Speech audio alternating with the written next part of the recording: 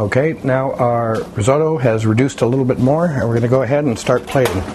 We're going to take our beans, we're going to give them a final stir.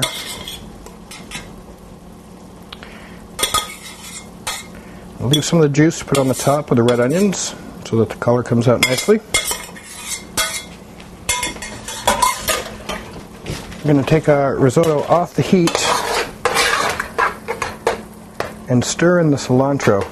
You won't really see the color that much, but the flavor will definitely be there.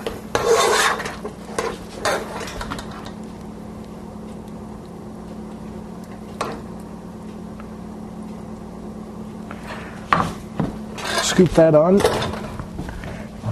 and then we'll take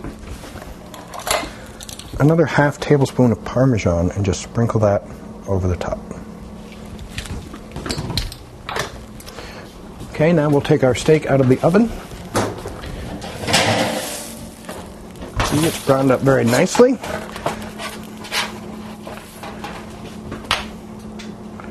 Scoop this over.